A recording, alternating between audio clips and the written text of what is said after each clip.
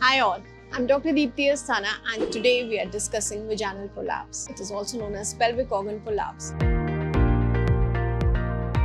It's a condition where the muscles and tissues supporting the pelvic organs such as uterus, bladder or rectum become weak or stretched. Now this weakening causes one or more pelvic organs to slip down or bulge into the vagina. Now vaginal walls lose their structural support which can lead to their discomfort and function problems. Prolapse can involve different organs resulting in specific types such as cystocele, which is the anterior prolapse, where the bladder bulges into the frontal wall of the vagina. Rectocele, which is also called as posterior prolapse. Here, the rectum bulges into the back wall of the vagina. And the uterine prolapse, where the uterus drops into or out of the vagina. So there is also something called as vaginal vault prolapse. Here, the upper portion of the vagina descends often after a hysterectomy. There are various causes and risk factors which are associated with vaginal prolapse. First and foremost is vaginal childbirth. Now, especially after large babies,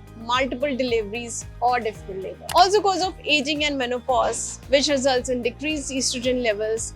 This also causes weakening of the tissues. Also, increased abdominal pressure from obesity or chronic cough or chronic constipation can lead to prolapse. Heavy lifting and genetic predisposition. These are also causes, and past pelvic surgeries can also predispose you to vaginal prolapse. Now, what are the symptoms related? Now, symptoms may vary according to the severity and the grade of the vaginal prolapse. The common symptoms are feeling of a bulge or fullness in the vagina. Other common symptoms are pelvic pressure or heaviness, difficulty in urinating, or incomplete bladder empty. Sometimes if your prolapse is too much, sometimes patients have to put it back to empty their bladders. There could also be urinary incontinence or frequent UTIs. There could be difficulty with bowel movements and pain or discomfort during sexual intercourse. Some patients also complain of lower back pain. Patients with mild prolapse without symptoms, it is usually discovered during routine examination, but patients often come late where they come with large prolapse with difficulty in passing urine or some pelvic pressure in the vagina. Now, after examination, what are the tests you're going to order? So, most common is TVS pelvis. Also, some patients may require MRI if suggested. Now, treatment of prolapse could be conservative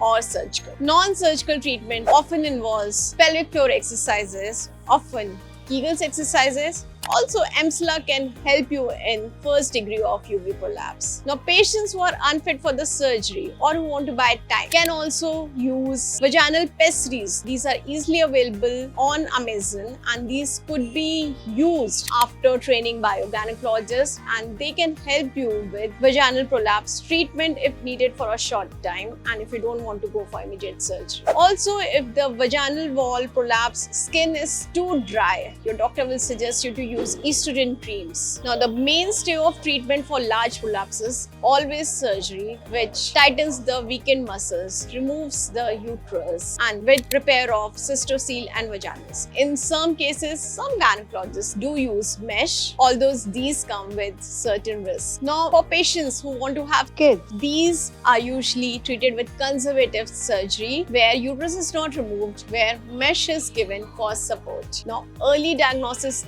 and management are critical in preventing progression. Pelvic floor strengthening exercises and lifestyle modifications are important adjuncts to any treatment. In conclusion, vaginal prolapse affects many women worldwide, often linked to childbirth and aging. Awareness, timely consultation, and personalized treatment can help manage symptoms effectively and restore pelvic health and comfort. Hope this video is going to help you. Thank you and keep liking and sharing this video.